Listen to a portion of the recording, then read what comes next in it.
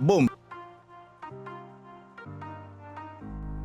After watching hundreds of YouTube videos and countless live streams, I can say that the tip that comes up the most from pros and content creators is to play faster. And they're right. But what does playing faster mean? Today we're going to break down the different steps to get your speed up and have you playing a much faster game.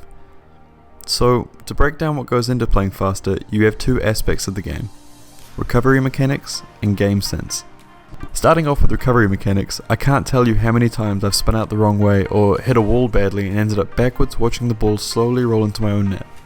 Personally, I think it's one of the most frustrating things in the game, especially when there are people with this kind of control. Granted, they are pros, but sometimes you watch them play and it's like they're playing a completely different game. I remember the first time watching this clip and not even knowing how to start trying to practice like this. Recovery mechanics are a factor of your game you will need to put a lot of time and effort into. It's tedious at first to try and get everything down, and you'll feel like you really nailed it after doing it for 10 minutes, but you need to go over them every day to really get them to a point where it's just muscle memory.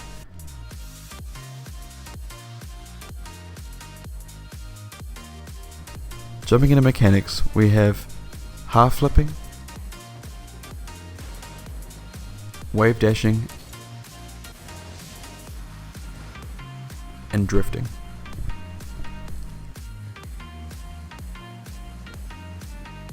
Starting with half flipping.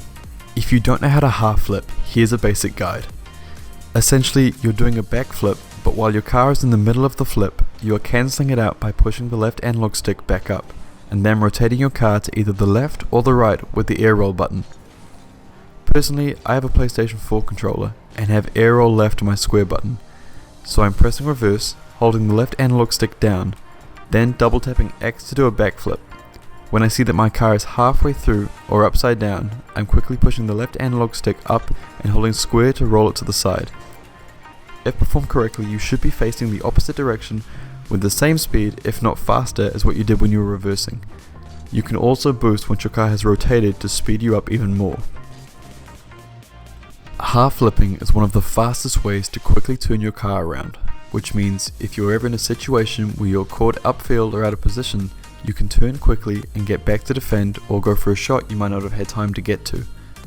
They are a key mechanic when it comes to recovery, and it sees play across all skill levels and ranks.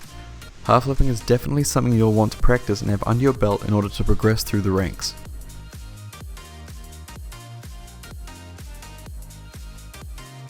Next up is wave dashing. Boom. In order to wave dash, you need to either jump once or already be in the air with a dodge still ready. Then, tilt your car to one side using the air roll button, and just as you're about to touch the ground, you flip into the direction you want the momentum to travel in while holding drift. I have my air roll button and drift both on L1. You can also tilt the car backwards and wave dash forwards to give you some extra momentum. Wave dashing is so useful in so many different ways. It's helpful when the ball's a little bit in front of you and you don't have any boost. It helps to reposition you if you land a little bit awkwardly. It can be used to build up momentum very quickly if you can get it down properly. It can also give you a random boost of speed that can throw off your opponents if used correctly. Lastly, we have drifting. So those last two tips are important, but drifting is by far one of the biggest mechanics you need to have down. It has uses across all aspects of the game. Drifting is helpful for turning faster, aligning your car quicker, and above all else, adjusting to awkward landings. This is something I can't stress enough. You need to be practicing having your car land sideways or in an awkward position because it happens during most games.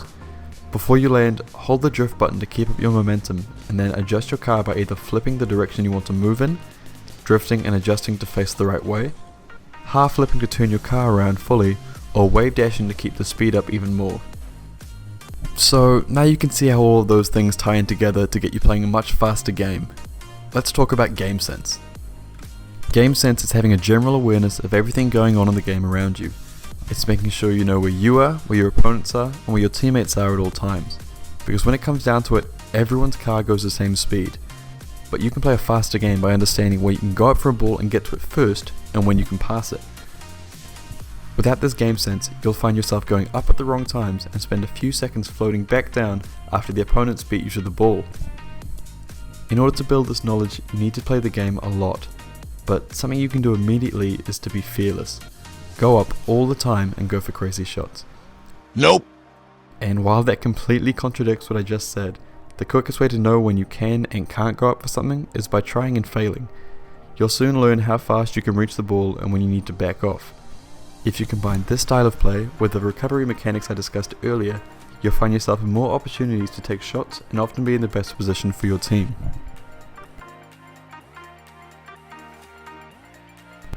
I hope this video helped you to figure out what you can do to speed up your game. If you have any other tips or suggestions, leave a comment down below. If you liked the video and you want to see more, make sure to subscribe so you don't miss out. That's me for today. I'll catch you next time.